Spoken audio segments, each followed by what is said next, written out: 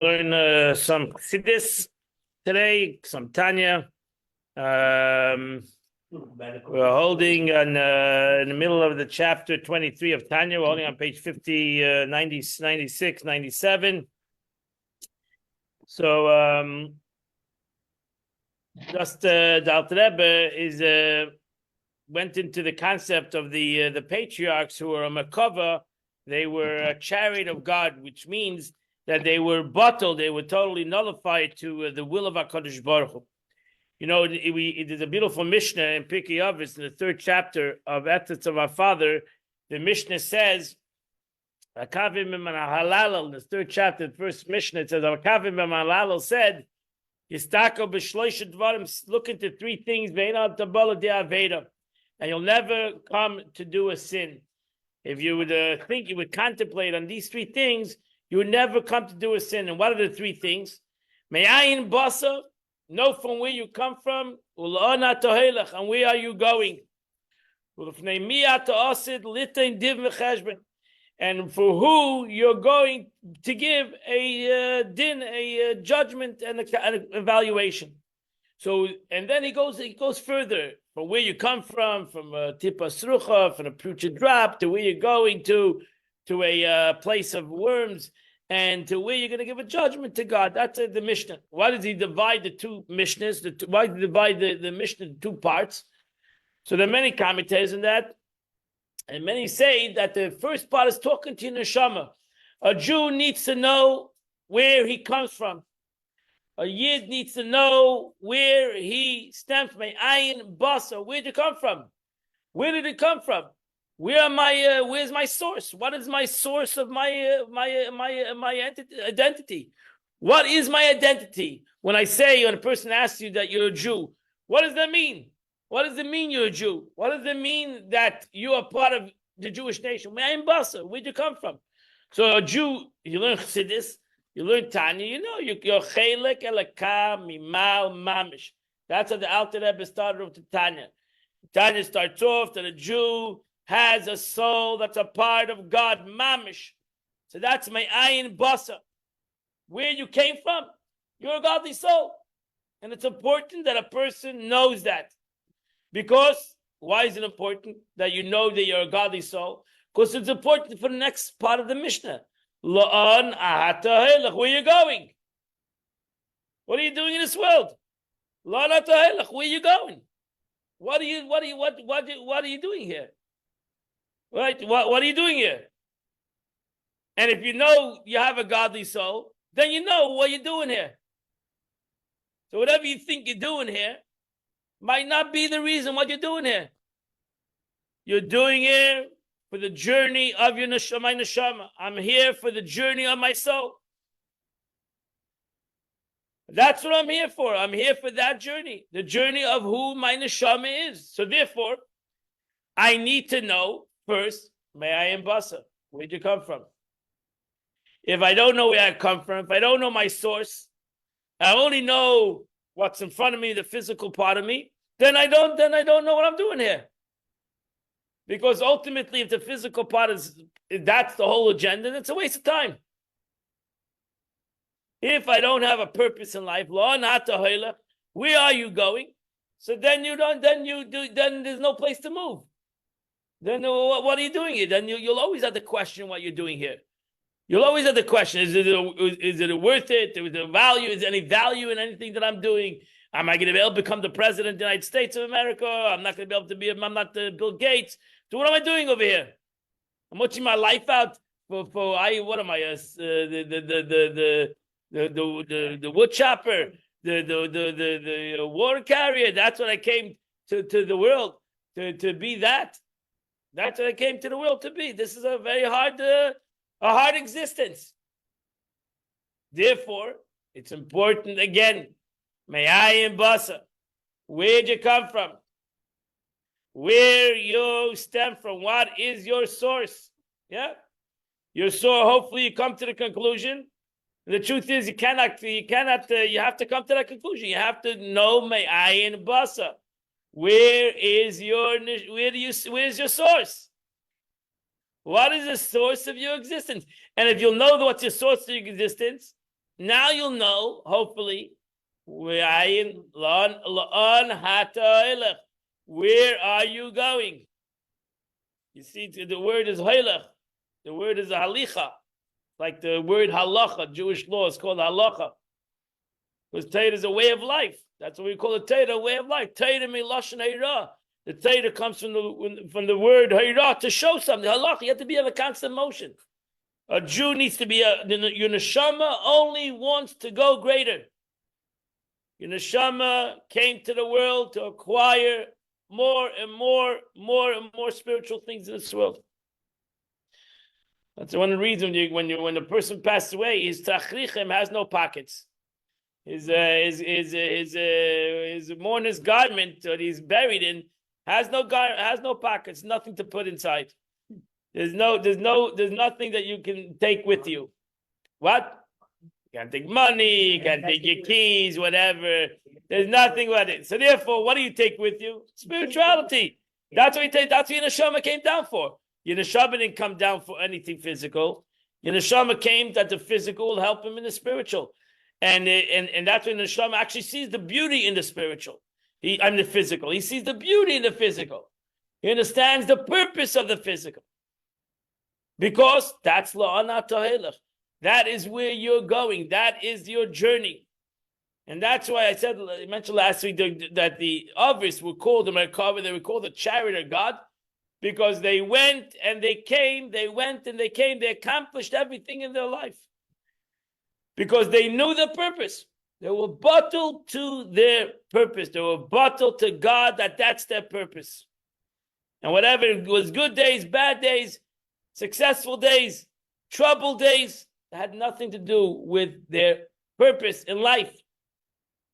And that's why the Mishnah says, may I embasa again, from where you come, you're a godly neshama, where you're going. So too, in essence, everything in life, in Chassidus, you learn Tanya, you'll realize that everything in life has a vessel and an urn. Everything in life has a vessel, a kli, and it has an urn, it has a light. Every word in the Torah has a vessel and has an urn, has a light. The wisdom, you're going to express in the sentence over here, the wisdom of it, the will of it. So you have the mitzvah, that's the vessel. You have the physical words of the Torah, that's the vessel. But self-understood, there's the there's the light in the vessel. There's the chachma within this vessel. There is the ratzain of God in this vessel, which you have to be continuously growing in that concept, because that is ma'ayin basa. That's from where the mitzvah comes from. If you say that the mitzvah or the Torah, the words of the Torah are the vessel for the will and the wisdom of God, that's where it came from. So that's where it came from. Every mitzvah has within it the will and the wisdom of God, which is never ending. That's why, again, it's called halacha. Jewish law is called halacha, which is not really the translation of law. Din is law. Halacha means to go, to travel, to journey. Halacha is a journey. What's the journey? The journey is into the will and the wisdom of HaKadosh Baruch Hu. The halacha, the simple halacha is the action. Self-understood. That's a ma'asu yikar. The action is the most important thing. But it's the journey into the action. It's the journey into the mitzvah. The halacha of the mitzvah. The way the journey goes. And therefore the journey never ends. It doesn't end in this world, and it doesn't end in the world to come. The journey of halacha doesn't end. The action of the mitzvah ends over here, but the journey never ends. In the mitzvah you do. So that's why you take the mitzvah with you. You have the mitzvah. You say it in ethics. You say it in every day in the morning. Right, the mitzvah that you do here, you accomplish something in this world, but the keren, not the keren, not the reward. The keren is what? No.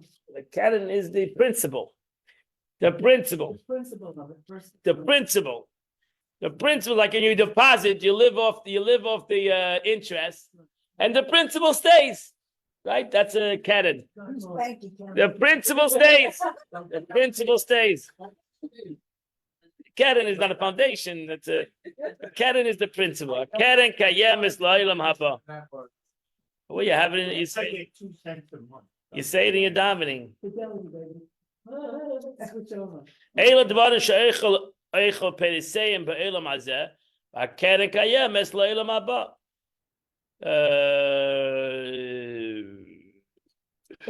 What's the exact word to be? Principle. These are the precepts of the fruits which a man enjoys in this world, while the principle remains to the world to come. So the principle, like again, you live off the interest. So you when you do a mitzvah, the Mishnah says you have the keren, the principle, and the pereseim, the fruits, the interest, the fruits. So you eat the fruits in this world. That's the fruits of the mitzvah. But a keren, the principle stays forever. The principle never ends. There is a special course to teach you how you can make it on so little interest. No, why? The more keren you have, the more interest you have. The more keren you have, the more principle you have, the more interest you have. It depends how much keren you have. So you need to have a lot of keren to have a lot of paytas, right? If you're going to have one tree, you're going to get fruits from one tree. If you have 10 trees, you're going to get fruits in 10 trees. If you have a whole garden, you'll get fruits from the whole garden. So it all depends on the keren. The keren, but what's important over here, the principle stays forever, right? The principle, the halacha, and that's why it's called halacha, one reason, because the principle is never ending. Why? Because since the principle comes from the wisdom and the knowledge of God and the will of God, so it's never ending. It's halacha, it never ends. It never ends in this world, it never ends in the world to come, it never ends forever.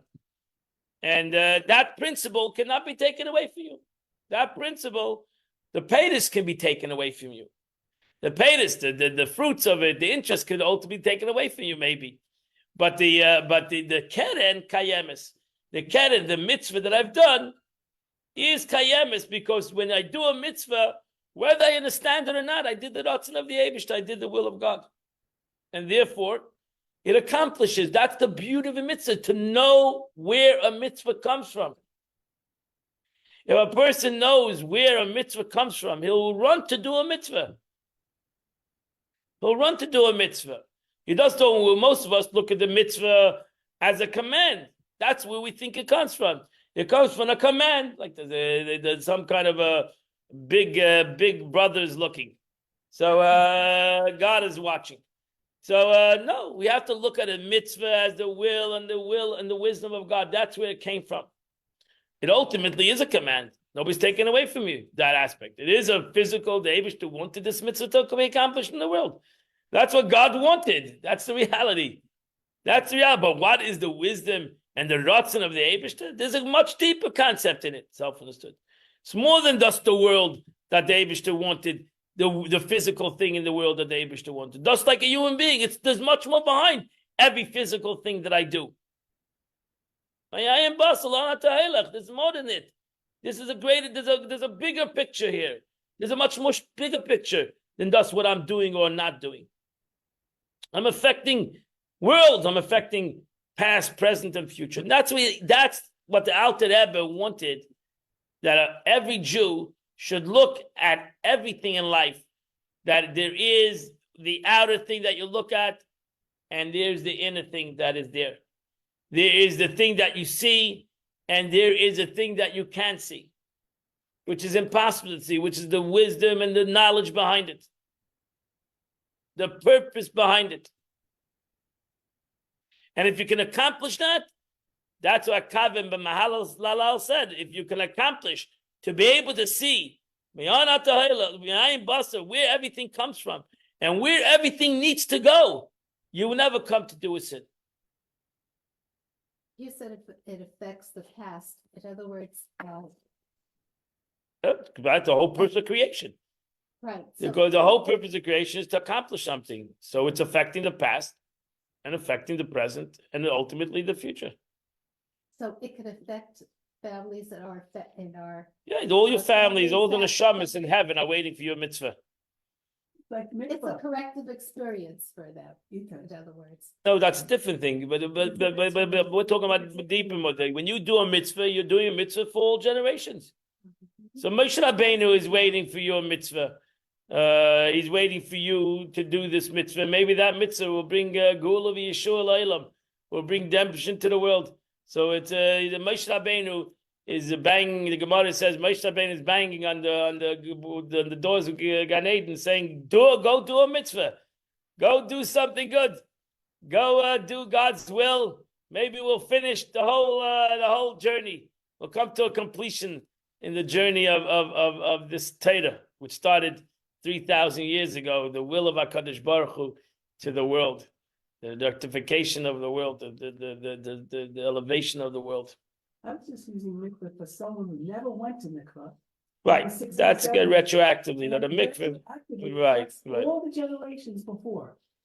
It affects your children and all the generations prior. Right. When someone immerses I in know mikvah, that, but I never was did. just That's- checking.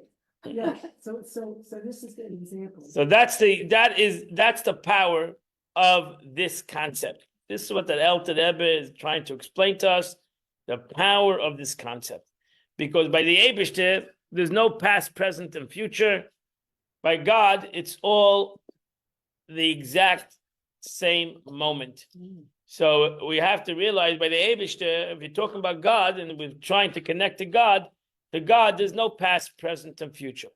They're all happening simultaneously. The past and the present and the future, if you can comprehend such a situation.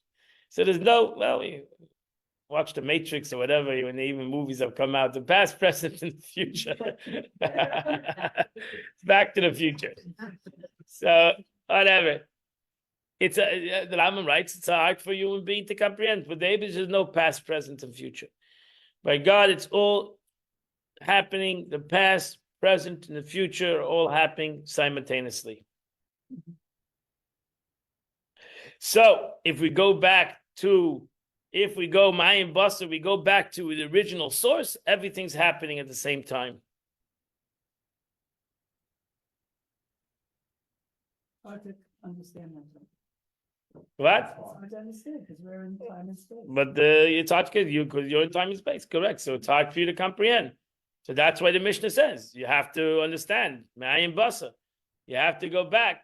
Your neshama, even you go to your neshama, to my neshama, is there a difference of past, present, and future? To even my neshama itself, is there a difference the past, present, and future? It has nothing. It's no difference to my neshama, past, present, and future.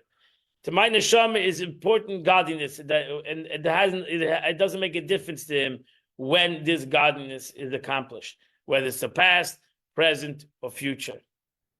To the physical world, now we have to our body. There's a past, present, and future.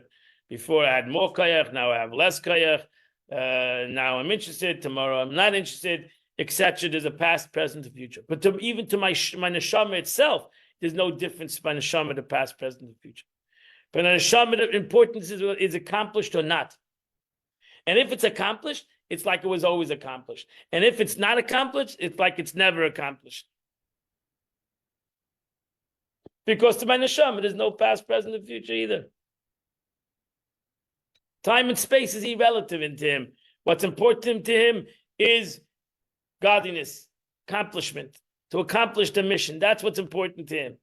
That godly mission is accomplished. So what does it make difference to him that the past wasn't accomplished? The future is still, what difference to him? It's irrelevant to him. Because he was there before us and he'll be there after us.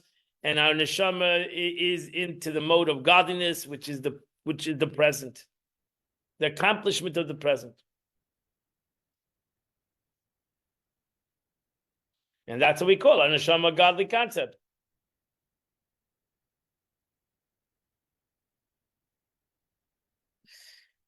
Yeah, I don't know where we're holding exactly, but okay, let's go back to it. 96, the right column. All right, a column. Okay, 21 to that. okay, 21 or 12 to Shvat. As for the thought and the meditation in the word of the Torah, that's in the brain, the power of speech engaged in the words of Torah, that's in the mouth, this being the innermost garments of the divine soul, not to mention the divine soul itself, which it closes in them, all of them are completely merged in perfect unity in the supernal will, and not merely a vehicle. And that's the beauty of Torah mitzvahs. When I learn Torah, when I do a mitzvah, since I'm connecting myself to the words of God, and I'm connecting myself to the will of God, I'm not a vehicle, I am the mitzvah. I become the mitzvah. That's why it's called again halacha. I become the one who's traveling. It's the mitzvah that's traveling, but it's me who became part of the mitzvah and now becomes part of halacha. So that's why you have an expression in the world, you're a halachic Jew. You become the mitzvah. The mitzvah becomes you. You become the mitzvah. You need to be a Torah Jew. You need to be a Torah Jew. You need to be a halachic Jew. You need to why? Because the Torah I learned, the mitzvah that I do, I become him, and it becomes me. Since signing. What? Not before signing. No, since signing, because before signing there was no halacha. For the supernal will is identical with the very subject of halacha, wherein one thinks or speaks. That is the supernal will. So when I think halacha, when I'm learning Torah, I become now part of Torah. I don't become a vehicle of Torah. I become the Torah that I learned. But you need to be bottled to the Torah. That's why he says, "I say Torah chakva." A person should learn Torah. He should come to learn Torah. He should put himself aside. He shouldn't come and learn Torah to criticize, to find something. No, he should come and learn Torah to put himself aside. He's coming to learn Torah. That's a makava. That's why they said in Kabbalah that the patriarchs were a vehicle. Your car, I don't know about cars today; they have their own brain. But your car does what you want it to do. Doesn't have another will. It has your will, and that's why you're responsible. You should realize the great responsibility of this thing, driving a car. Because the car is you. And when somebody hurts somebody, it's him. It's like his hand who hurt somebody. Can't blame it on the car. Right? You become an expression in halacha. You're like a yad harichta. It becomes a long hand. Why? Because your body is a vehicle for you. And you have to look at your body as a vehicle for your neshama. That's what it should be, a vehicle for the neshama. So when you have, that's what you see when you see a godly individual, if you ever met a godly individual, you'll see that everything he does is godly. Everything that he does is for a purpose. It's hard for us to imagine sometimes that there could be such a thing, because ourselves, we don't live in that kind of a mode. We live a selfish mode. We eat for our pleasures. We sleep for our pleasures. Think about ourselves. But really, the Mishnah says, there's two psukim that we learned. There's a Maimon that Alter Rebbe, the Rebbe explains. You have two expressions in halacha. You have Kol Masecha Yil Hashem Shamayim. All your actions should be for the sake of heaven. B'chol derachecha de'eir. It's a pasuk. Kol Masecha Yil Hashem Shamayim. All your actions should be for the sake of heaven. B'chol derachecha de'eir. And all your ways, again halacha, all your ways, de'eir, you should know him. You should know him. Da'ehu. You should know him. Da'ehu. Das. You should know him. All your actions should be for the sake of heaven. And in all your ways, whatever ways you go on, you should know him. So the question is asked, if you have the end of the verse, all your ways you should know him. So why you need Kol Masech Eliyah Shem Shamayim? Why you need to have all your actions should be for the sake of heaven? If you come to the realization that everything you should know God, you don't need to have Kol Masech Eliyah Shem Shamayim.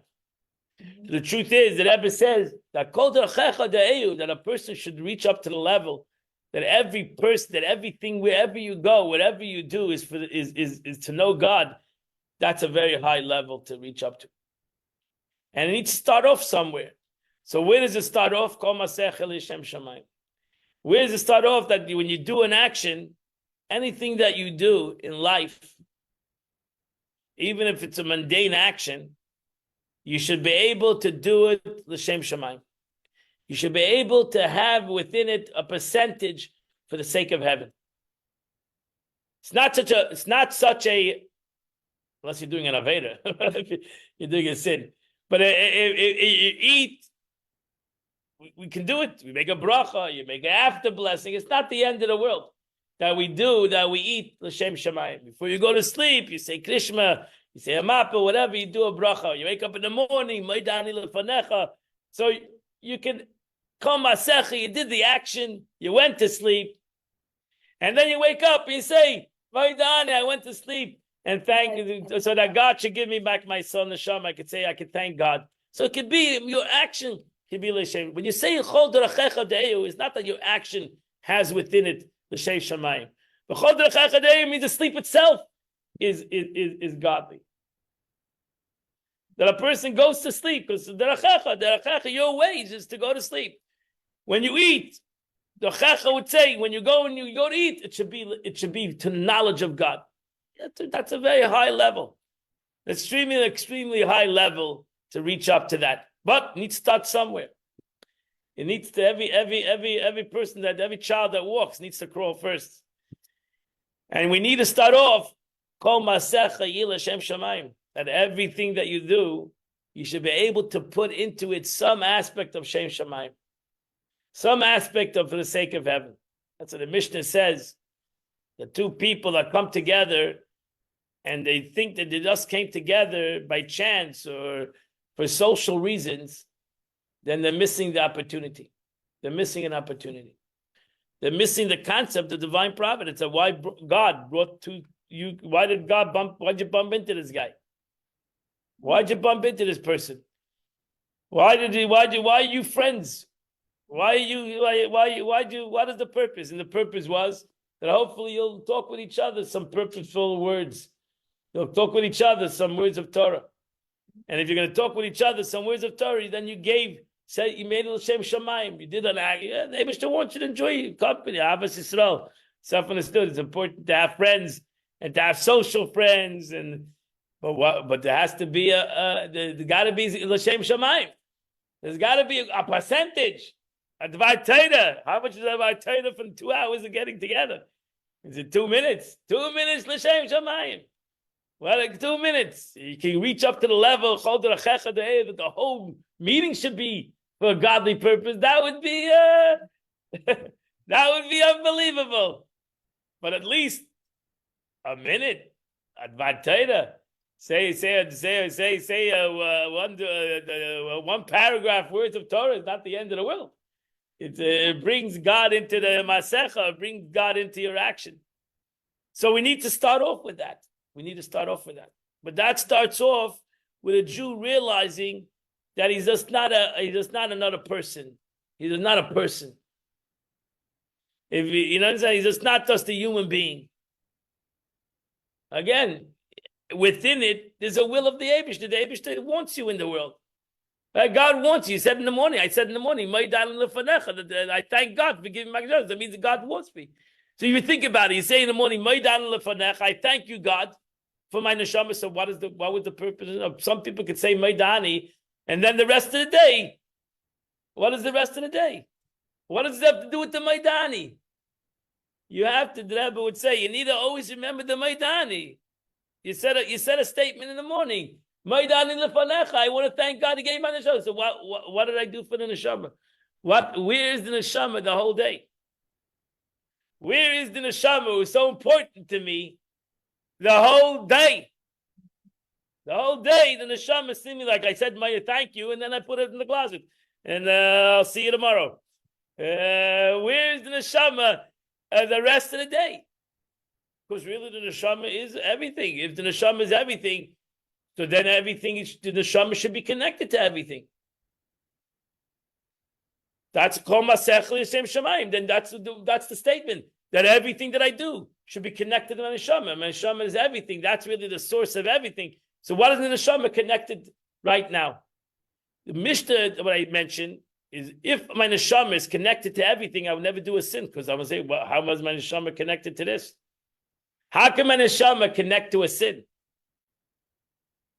So really, then the second I do a sin, God forbid, I'm putting my neshama to sleep. I put him out. While I do something that is not for my neshama. My neshama has no interest at all. He doesn't want to be part of it.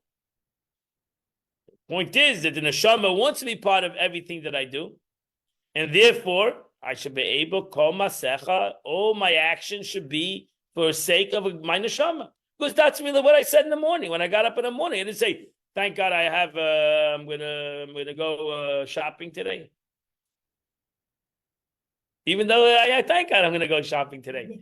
But I didn't say that in the morning. I said, thank you, God, for giving me back my neshama. So if a person, again, can connect to that concept, to the not only to the vessel, the physical vessel that I do, but to the to the will. I'm calling it the will of God, or the wisdom of God. It's a whole different reality. It creates a whole different purpose. It creates a whole different agenda. Yeah. So that's what the Alter Rebbe says. Yeah, we're holding.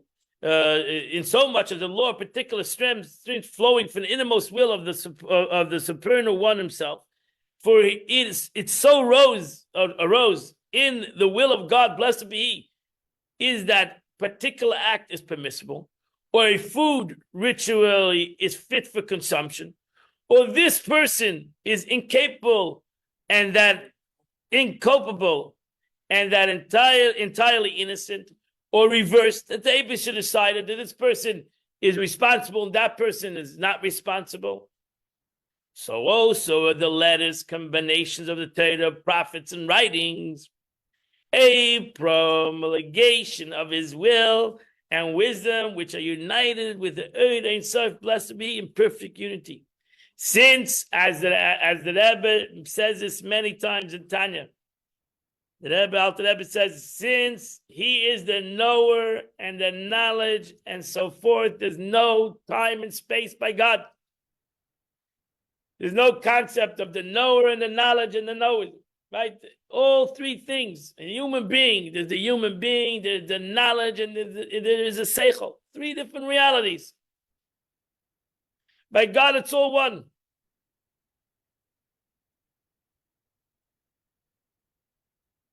Which the concept of the knower, the knowledge, and the knowing is three different times. It's also not only in space, it's in time. Everything that's in space is in time. So even for me to acquire knowledge takes time. Imagine if you'd be able to open something, learn it, and know it. No, the knowledge takes time.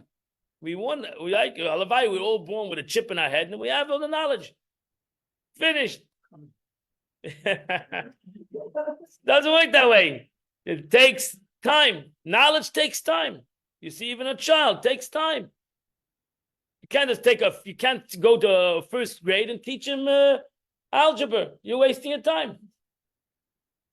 He needs to start off with 1 + 1. It's a development. You got to go to numbers. You got to go to subtractions. You got to go to plus. You got to go to dividing.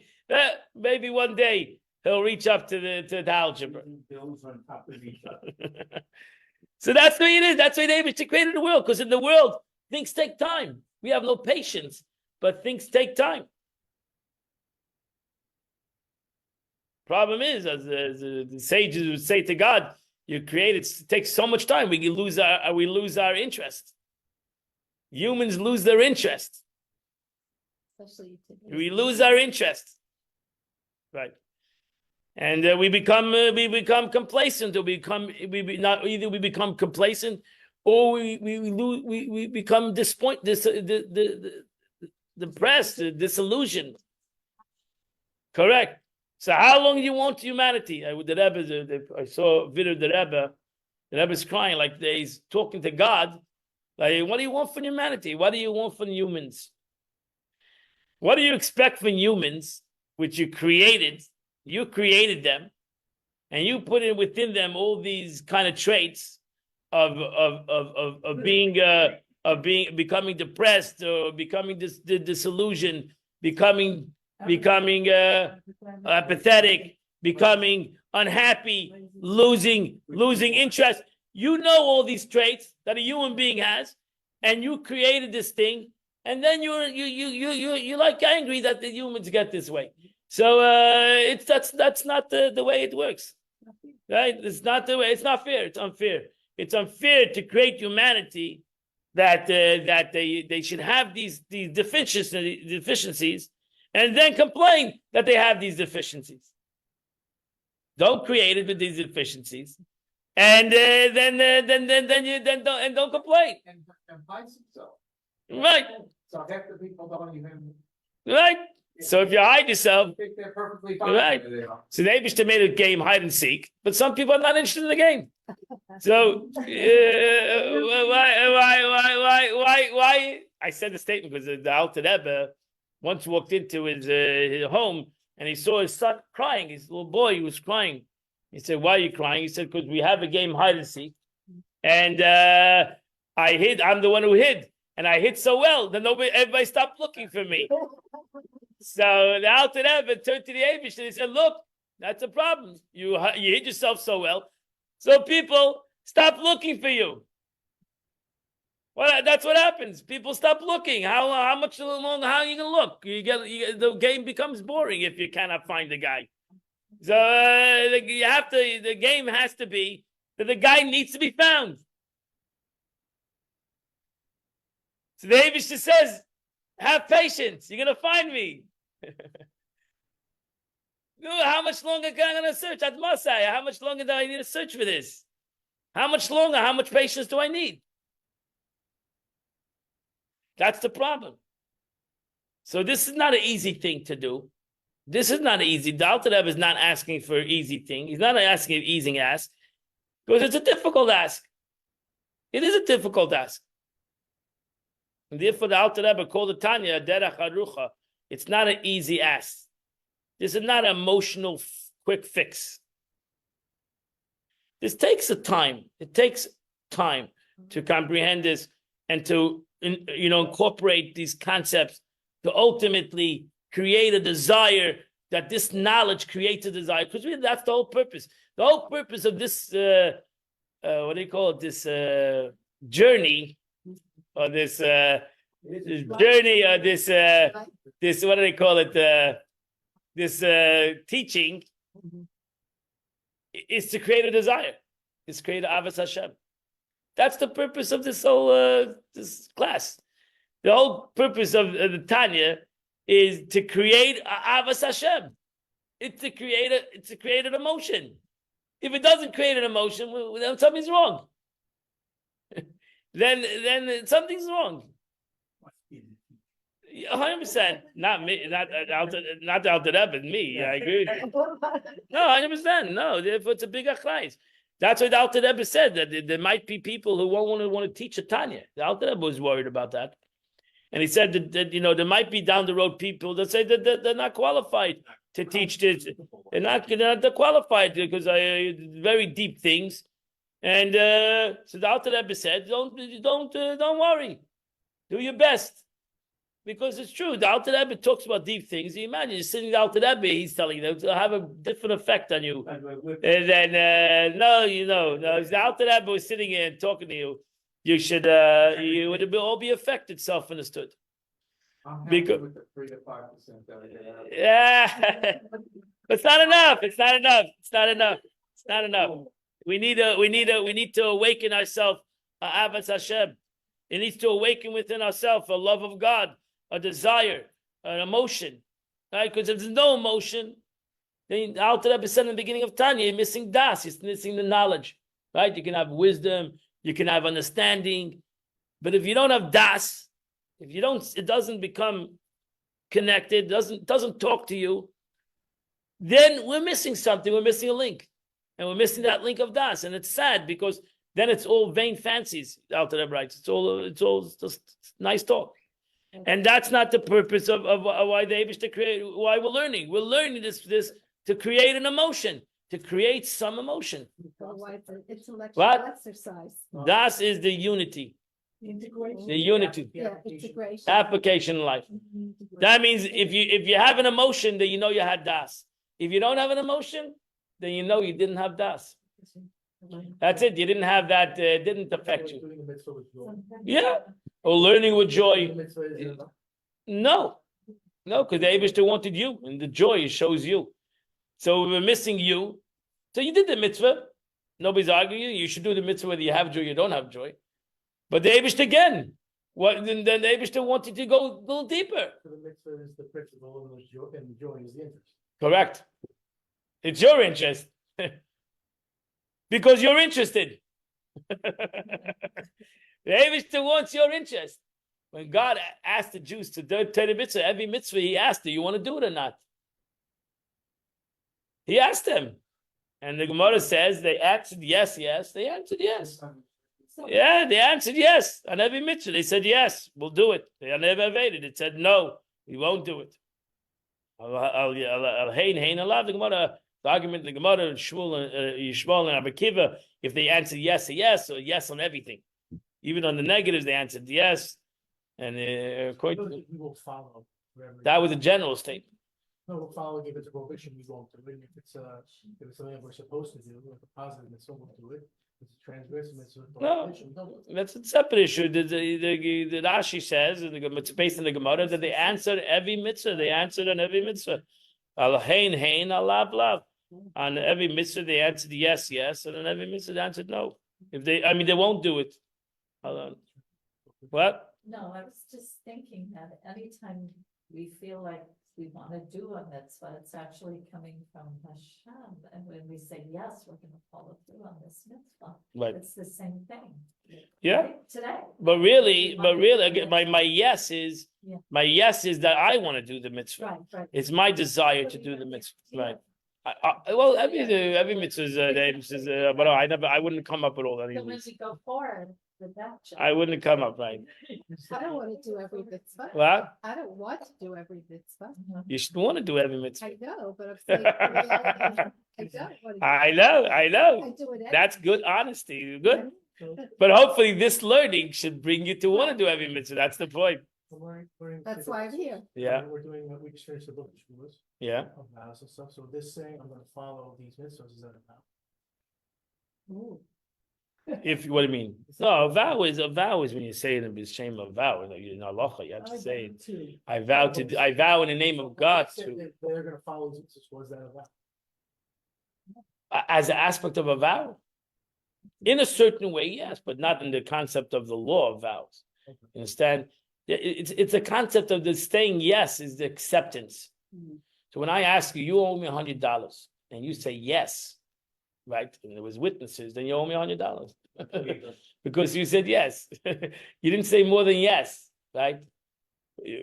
Lady can say, I said yes. I thought you asked me if I went to lunch.